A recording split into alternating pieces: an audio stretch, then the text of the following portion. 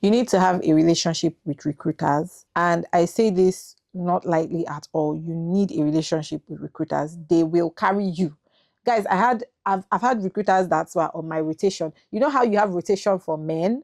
If you're a girl, you know what I'm talking about. If you're a guy too, you know how you have rotation for girls, where like some days you text this one, some days you text that one, little razzle dazzle here and there. You need a rotation for recruiters. Like, I'm actually not joking. Do you want a job or do you not want a job? You need a rotation.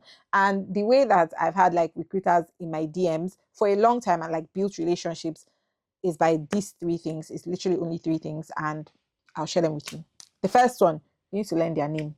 You see that first like phone call, getting to know, you must know their name. When they say, "Oh, hello, my name is Paul from so so so and so," you are now going to cram that Paul, and throughout the conversation, be like, "Oh, Paul, do you think that so so so and so?" And at the end of it, be like, "Thank you so much for speaking to me today, Paul. Like, I had a great time." Why am I using my hand? Wait, I have a phone.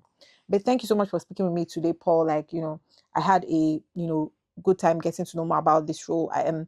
If you have anything else, if the role is not for you, you don't be like, if you have anything else within so so so and so, please don't hesitate to reach out to me. Thank you so much. I hope you have a great day. Full stop. Full stop. Don't like. I feel that learning somebody's name adds a little personal effect, a little personal touch to anything you're doing. Just adds a flair to it, because a lot of people are very self-centered when it comes to like this whole job market, searching for jobs thing. And I know this may seem very, very basic, but honestly, like, I just want to remind you today that calling people's names is an extra step that is nice. Do you get what I mean? The second thing is to ask questions about them and their relationship with the company that they are recruiting for. That way, it's given that like you're not obtuse, like you care, like you're in the know. You ask them something like, "Oh, how long have you recruited for this company? Do they have a high turnover rate?" But essentially, when you say do they have a high turnover, it's like, how long do people last in that company? Is it a company where it's like a revolving door? People are always coming in. People don't stay more than 1 year there. You need to know, because you're trying to ascertain the level of security that you're going to have in that particular role. Do you get what I mean? You don't want a place where if you enter, it's toxic, it's bad, and then you will now start running out again. You want a place where okay, am I entering here to settle, or am I going to have to pivot in a couple of years, which I think is a healthy thing to do. Actually, you need to pivot from jobs after a certain number of years, whatever. The third point is always going to be you are busy, you are always booked, you're always busy, you're always talking to somebody else. Like, if they say, "Oh, are you currently speaking to somebody else for an interview, or are you currently speaking to another company?" Yes. Did you hear me? The answer is yes. You're always in demand. You're not idle. Are you currently employed now? Yes. Yes. You are not desperate. Yes. Even if you're unemployed, are you employed? The answer is yes. GME. Yeah. You just be like, "Yes, I'm currently speaking to this company."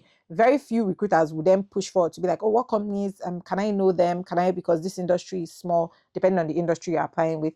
Then that's when you will now have to bring out the Excel spreadsheet of the companies you have been applying to, whether or not they've reached out to you, whether or not you have spoken with them. Just be like, be careful with it, Sha, because it may be the same recruiter that is recruiting for them. But what typically happens is some companies hire different recruiters for the same role. May the best man win. It just depends on the budget that company has for recruiting, right? So the recruiter may never know. And just be like, yes, if you apply to like a similar competitor of that company, or if you just any company, to be honest, you just be like, "Oh yes, I apply, I'm in talks with these people, and I have an interview with them actually next week." Or sell yourself. Sell yourself. You don't need to sell yourself short. You don't need to act small or play small. You're always in demand, because things that are in demand are high value.